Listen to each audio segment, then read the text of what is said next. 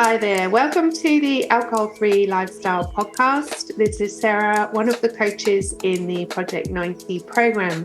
Our episode today is featuring a wonderful gentleman from Australia who has recently graduated the Project 90 program. I've had the fortune to work with Ned over his 90 days. He's been an extraordinary participant in our program and has a wonderful story to share today.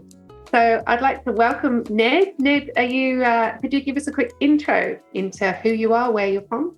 Sure, Sarah. Thank you for that. My name is Ned and I am from Oz, from Queensland, specifically in a place near Bundaberg, famous for rum.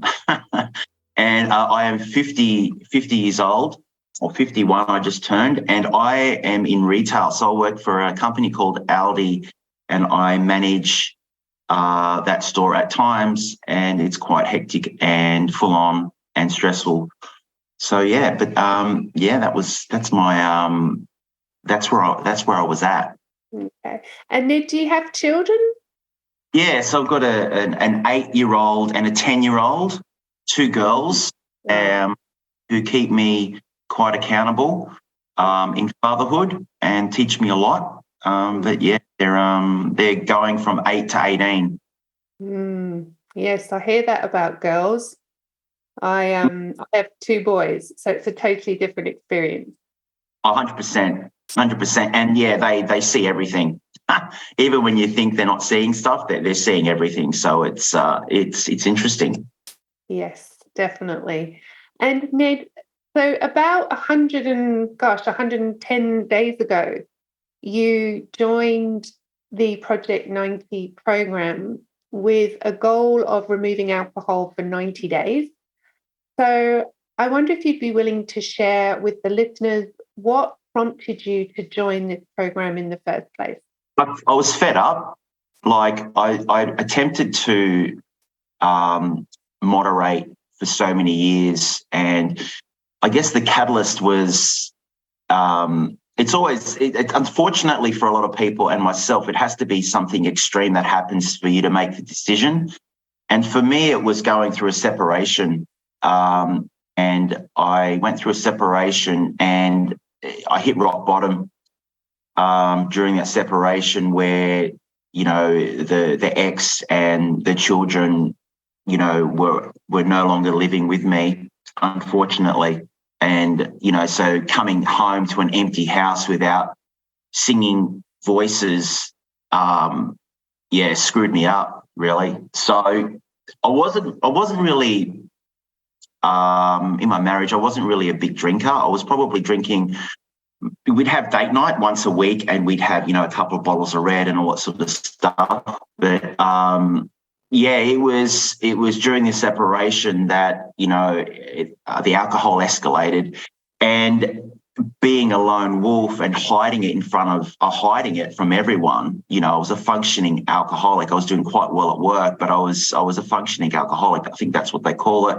I was making notes, and I'm a big journaler, and I was writing down the days that I was drinking and the chains of days that I would have where I would drink and the chains of days that I didn't. And it became more and more and more where I would drink 15, 20, 25 days in a row, right? And this was getting ridiculous, So, in the last couple of years, I was just, always, trying to or attempting to give up just for a time, and I did it for a couple of weeks here, a couple of weeks there. And then it got to the end of 2022. The separation started in 2020 with COVID. And that was a trip, going through COVID and then going through separation and having to sell your ideal home and all that.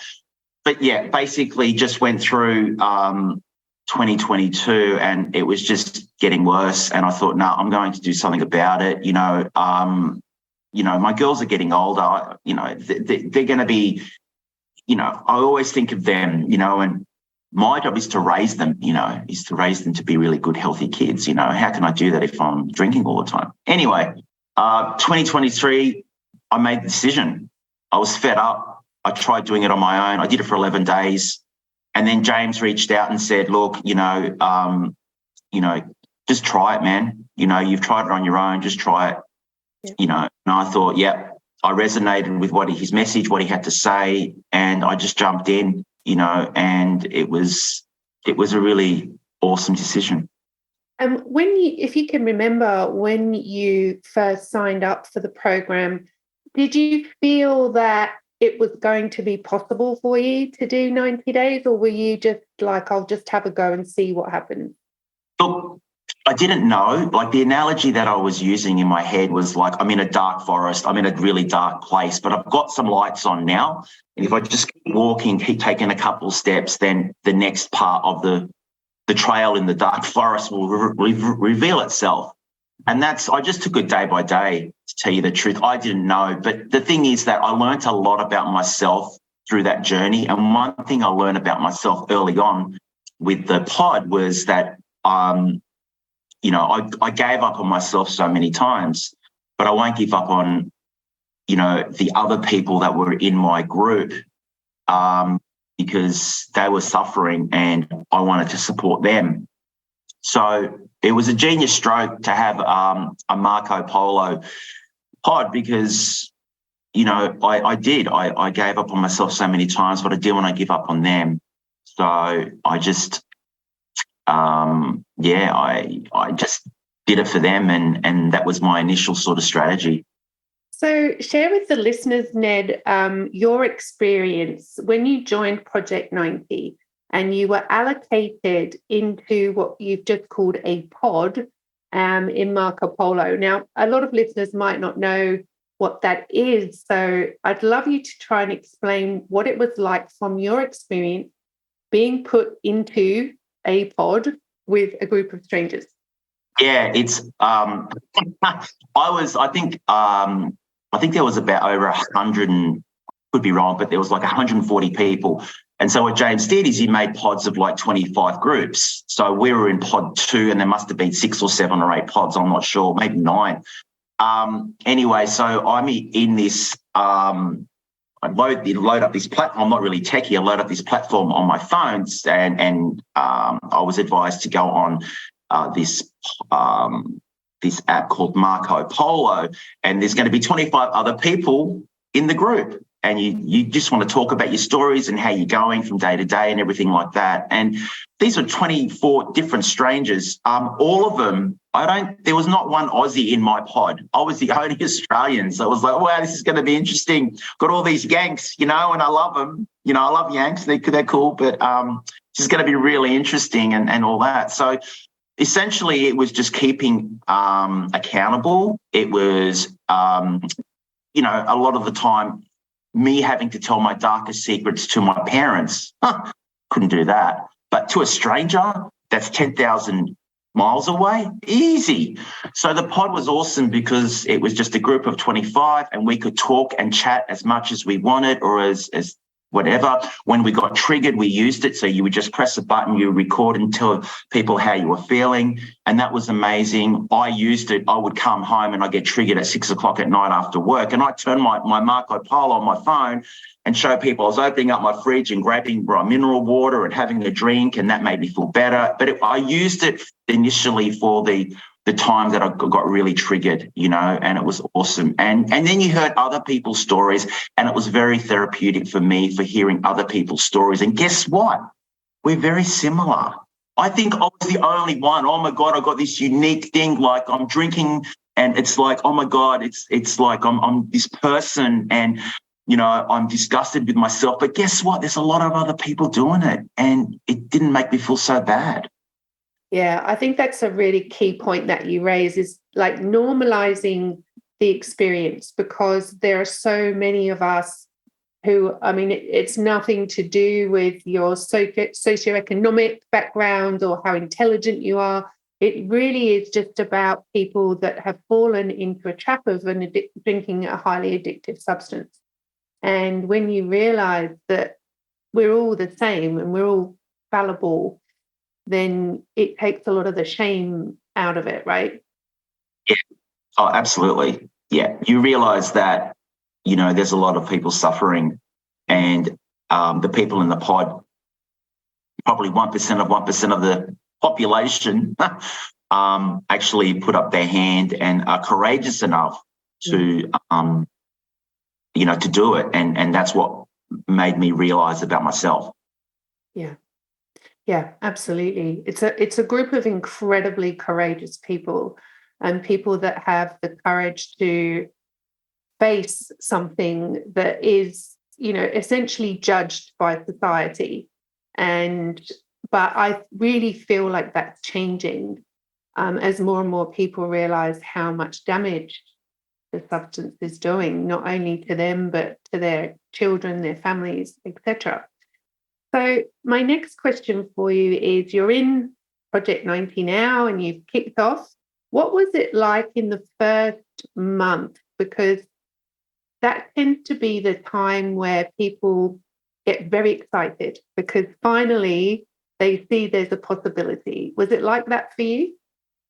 I was excited. I was excited because I was doing it with, essentially like 100 and something other people, and I was going to be coached, and there was a lot of accountability. There was like four or five calls a week, and I was averaging probably 3, 4, sometimes 5 calls a week, and I was getting all this coaching, and it was feeding my mind. And I replaced my dopamine hit that I was receiving from alcohol with like-minded people and the coaching staff that had all this knowledge.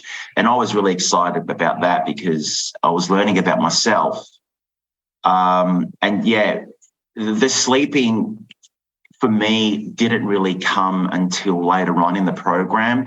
But health-wise, I was feeling good. My skin was looking good. I was more energetic than what I normally am, but a good energetic, not just a pretend energetic where I have to be. And I was really excited because, the initial couple of weeks is really difficult because of the triggers are so strong. The desire for me was really strong, and I had to just sit with that emotion, and that was tough. The thing is that the support network was there for the first time, and I had structure. Before I didn't have any structure. So I was very excited about the makeup of the whole thing, the way it was designed with the coaching and the Marco Polo and the accelerators and the emails and the videos. There was a lot going on, and that's good. You're busy, but you're a good busy, and it was really supportive. Fantastic. And so moving through the program, did you ever have any challenges that you experienced in Project 90? Every day. Every single day. The thing was, right, Sarah, is that I created this issue, this problem, this obstacle, right? So I was figuring out, how can I uncreate it? If I can create something, I can uncreate it. So that's what I was trying to figure it out, So I was having, I didn't have any withdrawals or anything like that. It was more so for me, it was emotional. And when I had a really stressful situation, I would think about the alcohol. And this was happening all the way through the first half and also the second half, but it wasn't as bad. And just dealing with the noise, with the self-talk over and over and over again. I would have to keep watching my thoughts. And because I'm doing that consciously, it takes effort. So it was challenging because you still got to lead your life and do what you have to do in your life. But I had challenges all the time. Obviously with the sugar cravings, you would delve into other things like whatever your food was. Mine was all different types of foods, but it was a challenge. But the thing was that I was on this trek, and I wasn't trekking on my own. I had a guide, and I just kept on believing the process and just kept showing up to the coaching calls and just keep doing the Marco Polos. I thought, I've got those two things. keep watching the videos. And I've got that as well. Keep doing that, then it'll pass. I just got to keep going. Which you did admirably, even turning up at 2 a.m. calls from my, which is true dedication. I know. Yeah, amazing. Yeah. So Ned, and just again for the listeners, I just want to qualify that we don't do a lot of calls at 2 a.m. It's because we're in Australia that some of the calls landed at difficult times. But what would you say, Ned, if you could? We've talked about the community, which gave you the accountability and the coaching. What were some real standout moments for you in terms of your awareness about yourself and how you, or tools or tips that you learn about how to keep going and how to keep focused on the goal of creating an alcohol-free life? The first one was my emotional management. Just these waves of, negative self-talk would come. And then what I did initially, what I would do normally before P90 is I would suppress them with alcohol. Now that alcohol is out of the picture, I needed another strategy. So my strategy was, and this is what I was taught with my emotions, is that you bring them to the light rather than keeping them in the dark. And so I would acknowledge how I was feeling to myself, and then I would take a couple of breaths, and then I would say to myself a couple of affirmations and just say, look, I'm human. I'm going through some stuff. This is normal.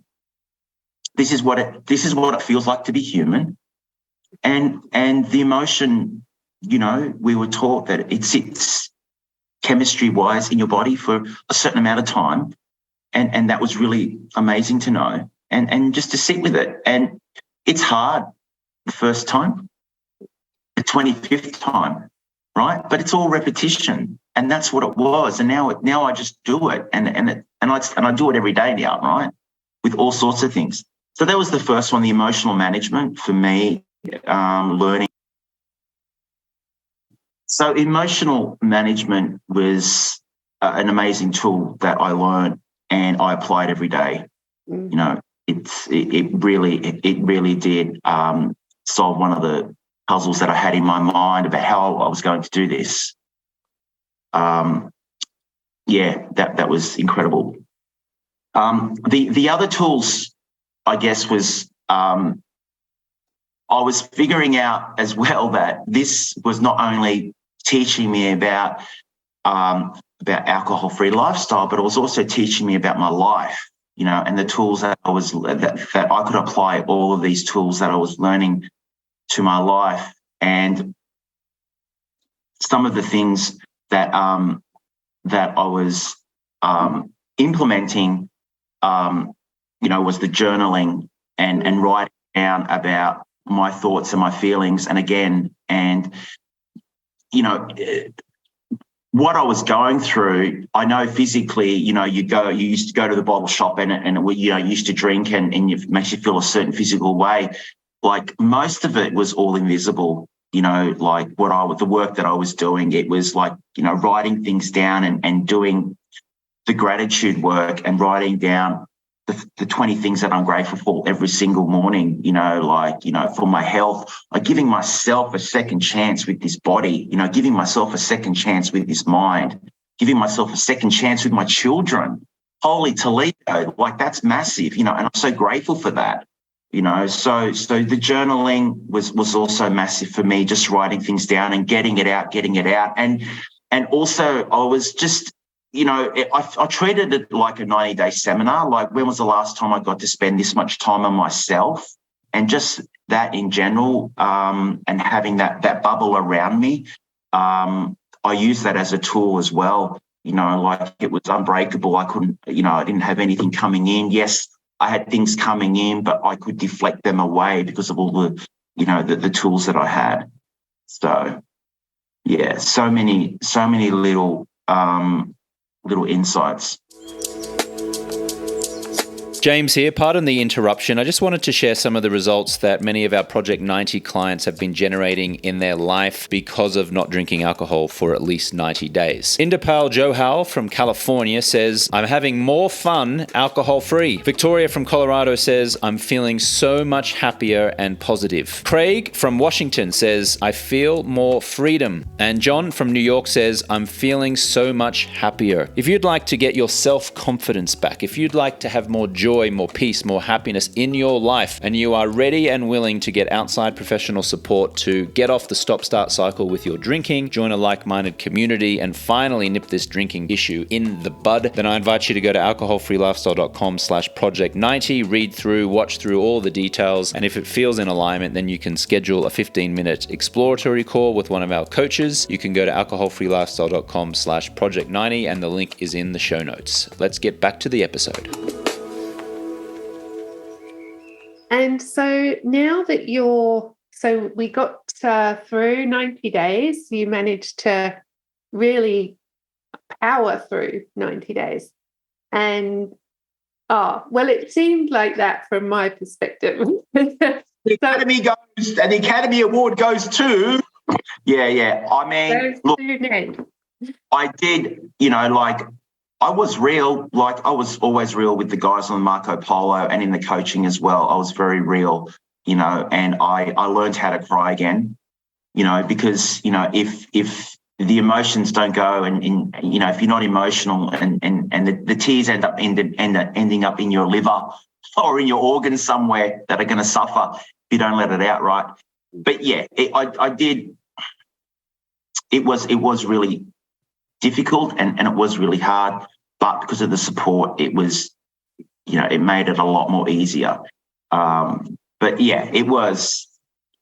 I think I know what you're going to ask, but I'll let you ask it anyway. Oh gosh, I don't know. What do you think I'm going to ask? Still going. I'm still alcohol free. I gave myself another 90 days. That's the way that I'm going to do it. That's the way that I'm going to eat this elephant. Is I just give myself another 90 days, and just the recipe or the strategy, success strategy for me was to, like P90 showed me. Okay, you're learning about yourself, Ned. This is a really good thing. And if you keep learning about yourself and how you operate and how you work and all about triggers and what turns you on and what's your compelling reason, what's your commitment, how to build resilience and all these things that I got taught, I applied that and I said, right, I'm going to use all that, everything that I've learned for the next 90 days. And that's what I'm doing. And it's cool. So I'm just keeping busy, and continuing on. And, I've got bigger fish to fry. 100%.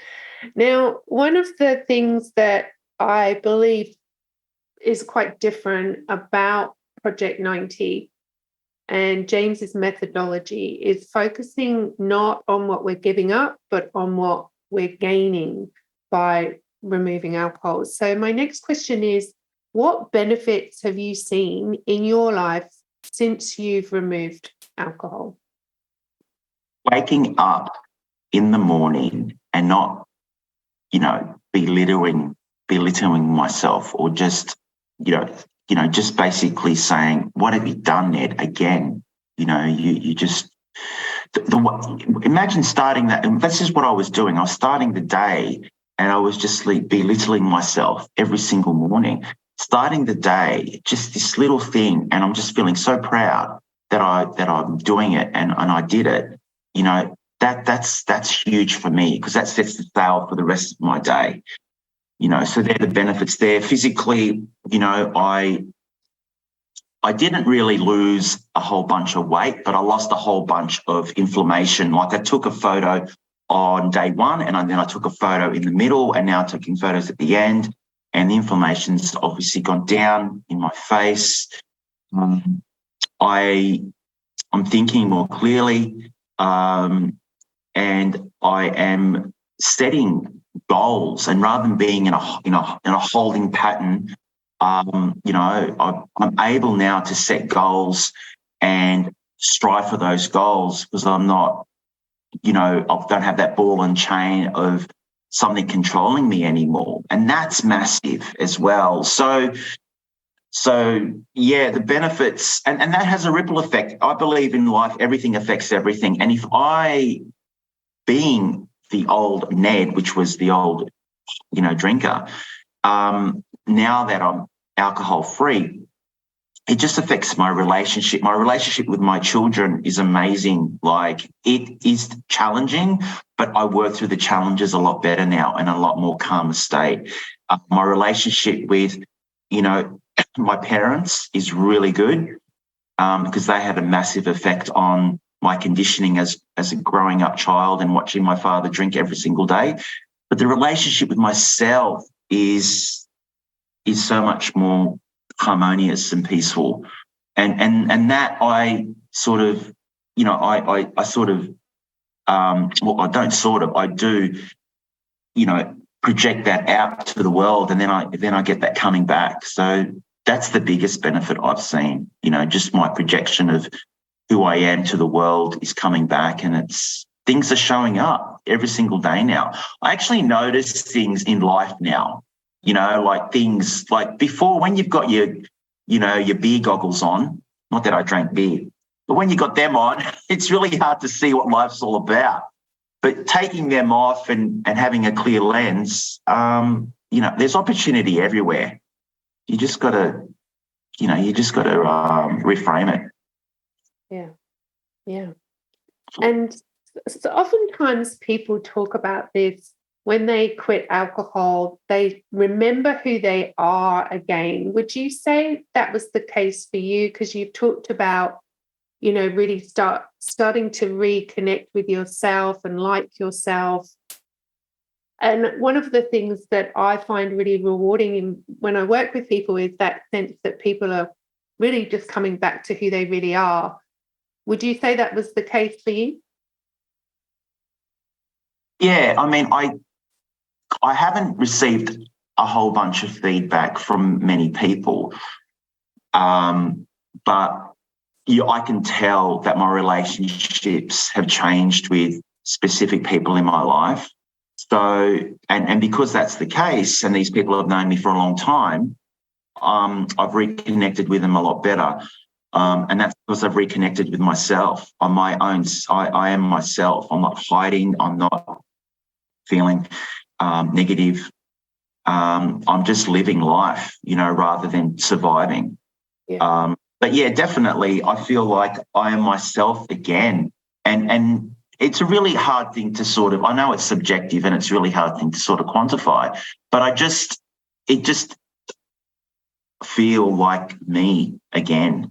I'm not controlled by anything, which is really, it's an amazing feeling, not being controlled by anything. It's just, it's freedom. It's freedom. Yeah, it's total freedom. Yeah. So on that note, Ned, if anyone's listening now that is in that stage of contemplation, which is where people are kind of, maybe I should really look at this. What words of encouragement do you have for those people? It's, like I said right from the beginning, I had to wait for a broken down marriage for me to do this. And I truly believe that I did it before. If I did it before the marriage, then I'd still have a marriage. And not that it was the alcohol, but it was, we were distancing quite quickly, but the alcohol didn't help. So to anyone that's listening, don't wait for anything major to happen in your life that doesn't need to happen. You don't need to go through extra pain. Unfortunately, people just take a real relaxed approach to it and go, I'll do it, I'll put it on my to-do list and everything like that. It needs to be a priority. It's number one. Why? Because you've got one body, you've got certain relationships, and, you're living your life and you're doing your job or your business or whatever. And if you're not right inside, if you're not doing the things for yourself, empowering yourself and doing things inside of you that need to be done and growing, then you're dying. And if you're dying around your family, around your business, around your job, around everything. And, if that's the way that you want to live, fine. But, it's such an amazing part, P90, the way that the support was set up. Anyone can do it.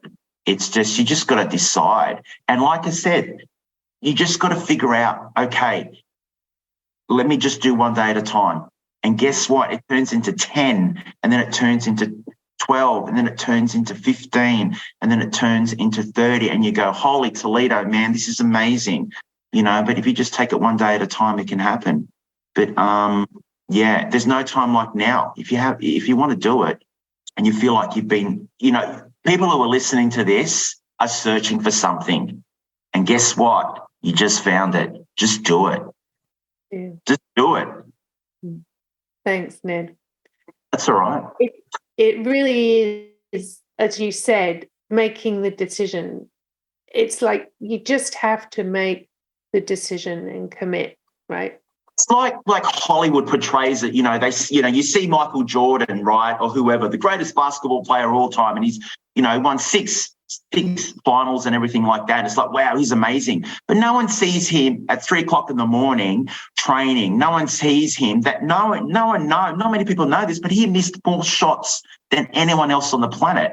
But he's the best basketball player ever. Like, you got to go through, and that's what life's like. Life's not just all, unicorns and rainbows. There's going to be times where it's going to be hard and difficult.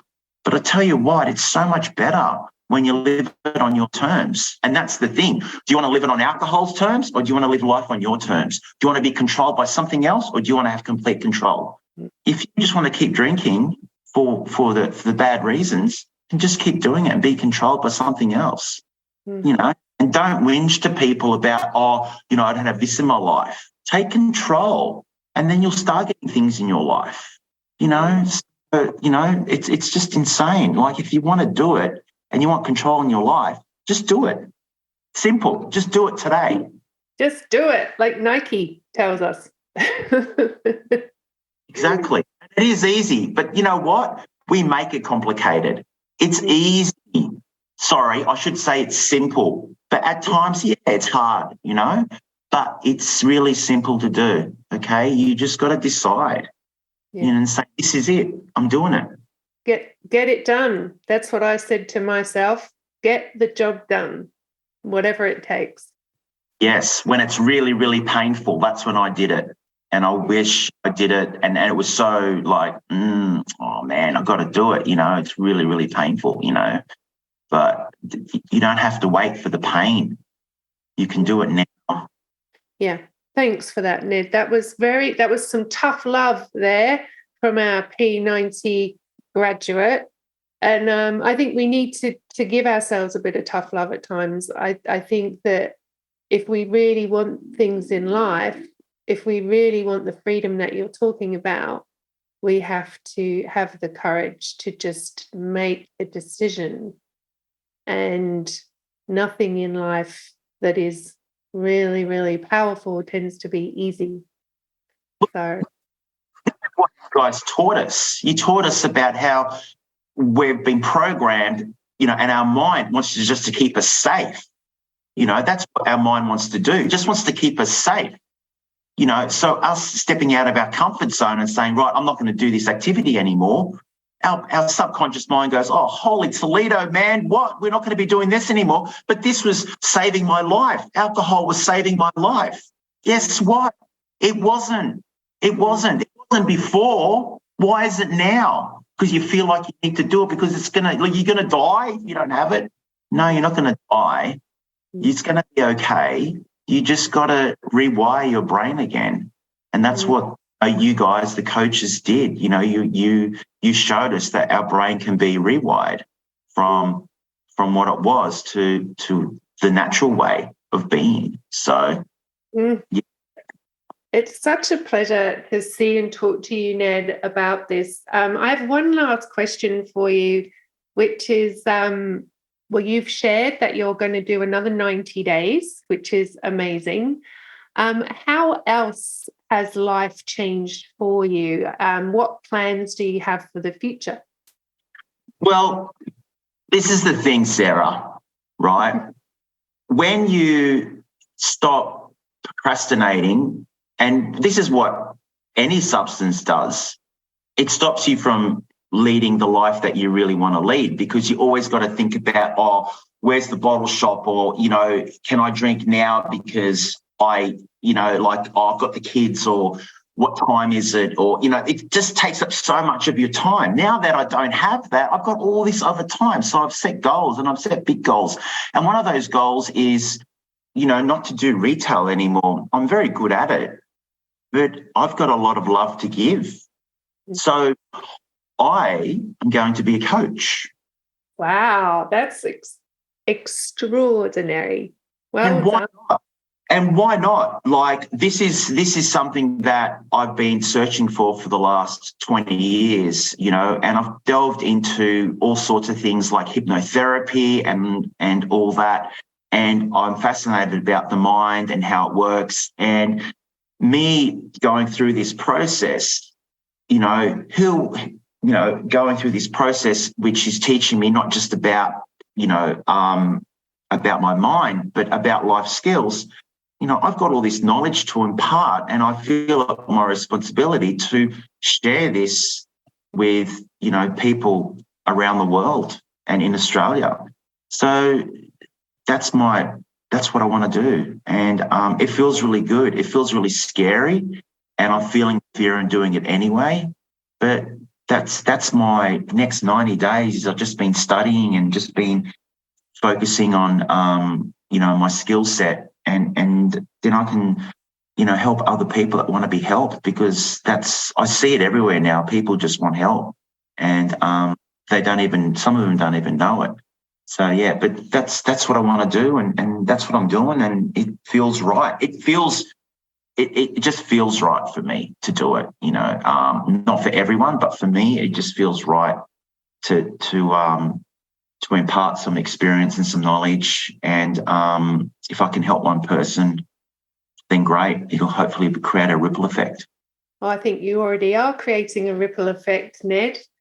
So, I mean, this is an extraordinary tale. A retail, someone working in retail with, a decent job and beautiful kids, a broken marriage, who comes into a program and 90 days later is completely changing his trajectory of his life as a result of removing alcohol and doing the work.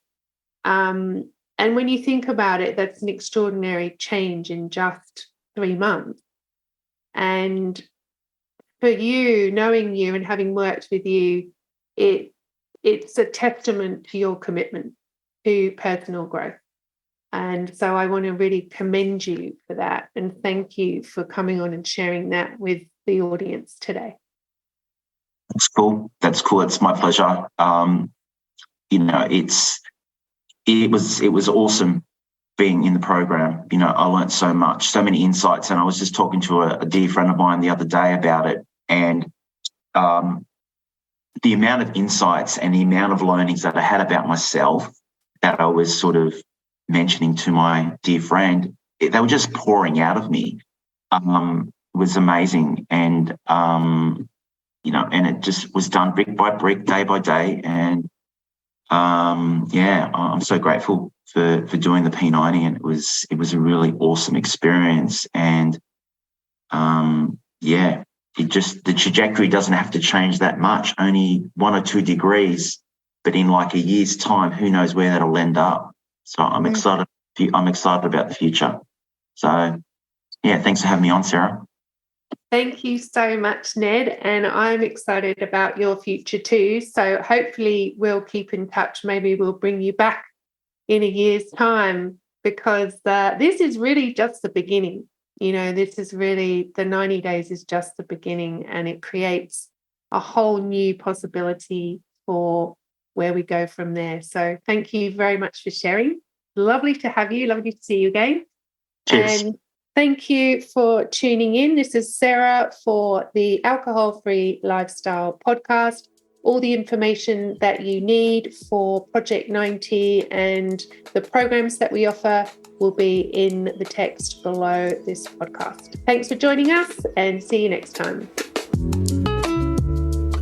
Hi there, this is James Swanwick. Thank you so much for listening to the show. I would be so grateful if you would leave a review. That will help us climb the rankings and get our show exposed to so many more people who could really benefit from the content. You can do that by going into Apple Podcasts, rating the show, writing a little one-sentence summary, and posting it. That would be so amazing. Thank you. Likewise, if you would like to schedule a 15-minute exploratory call and apply for our Project 90 program, then you can do so by going to alcoholfreelifestyle.com/project90. If you'd like to get the free guide, that is the Alcohol Freedom Formula Guide, you can go to alcoholfreelifestyle.com/guide. Our YouTube channel is at alcoholfreelifestyle.com/YouTube. You can follow me on Instagram and TikTok at James Swanwick. Thank you so much for listening. We so appreciate you, and we'll catch you on the next one.